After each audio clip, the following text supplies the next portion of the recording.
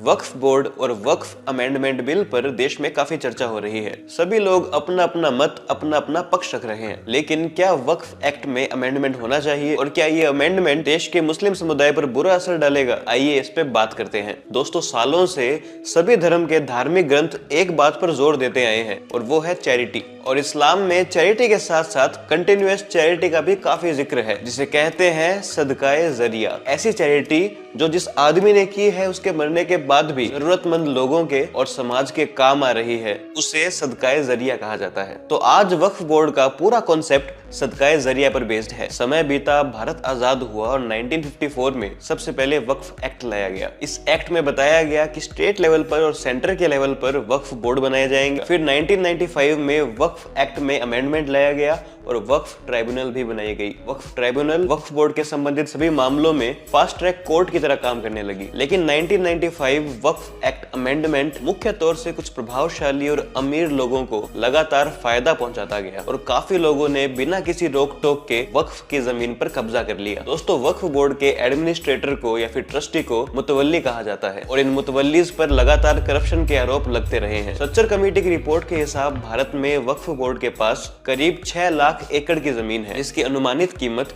1.2 लाख करोड़ से अधिक है। 2006 तक करीब 4 लाख वक्फ संपत्तियां आधिकारिक रूप से दर्ज थी, लेकिन इनसे मिलने वाला सालाना रेवेन्यू सिर्फ 163 करोड़ रुपीस ही था। जहां सिंगापुर में सिर्फ 200 वक्फ प्रॉपर्टी से 42.7 करोड़ रेवेन्यू आ रहा था, वहीं भारत में 4 से 5 लाख वक्फ प्रॉपर्टी का सालाना रेवेन्यू सिर्फ 163 करोड़ रुपीस ही था। इंडिया टुडे ने एक स्टिंग ऑपरेशन किया था, जिसमें मेरठ की वक्फ बोर्ड की 3068 प्रॉपर्टी के मुतवल्ली कमर अहमद के पास वो गए और उसे फेक लेटर दिखाया, जिसके बदले में वो 680 स्क्वायर यार्ड की जमीन 1.35 करोड़ में देने को राजी हो गया, जिसमें उसने ये तक कहा कि इस पैसे का 25% तो वक्फ बोर्ड के मेंबर्स के पास जाएगा। तो साफ साफ नजर आ रहा था कि वक्फ बोर्ड में कहीं ना कहीं करप्शन है, जिसे सुधारने की बहुत जरूरत थी। आज भी वक्फ बोर्ड के पास जमीन तो बहुत है, लेकिन मुस्लिम समुदाय उसका फायदा नहीं उठा पा रहा है। इसलिए इस भ्रष्टाचार को खत्म करने के लिए, ट्रांसपेरेंसी लाने के लिए और मुस्लिम समुदाय को फाइनेंशियली स्ट्रॉन्ग बनाने के लिए, इक्वल रिप्रेजेंटेशन दिलाने के लिए वक्फ एक्ट में अमेंडमेंट की जरूरत थी। और अगस्त 2024 में यूनियन मिनिस्टर किरेन रिजिजू ने वक्फ एक्ट अमेंडमेंट बिल 2024 को पेश किया था। इस बिल पर खूब चर्चा हुई। जॉइंट पार्लियामेंट्री कमेटी जेपीसी में सबसे लंबे समय तक चर्चा होने वाला अगर कोई बिल है तो वो वक्फ एक्ट अमेंडमेंट बिल ही है। अब वक्फ बोर्ड में ज्यादा से ज्यादा लोगों को शामिल किया जाएगा ताकि फैसला एक तरफा ना हो। अब एक सेंट्रलाइज्ड डिजिटल पोर्टल बनाया जाएगा, जिसमें सभी वक्फ संपत्तियों का रिकॉर्ड होगा, ताकि कोई गड़बड़ी ना हो, कोई भ्रष्टाचार ना हो, ट्रांसपेरेंसी आए। वक्फ बोर्ड से होने वाली आमदनी से अब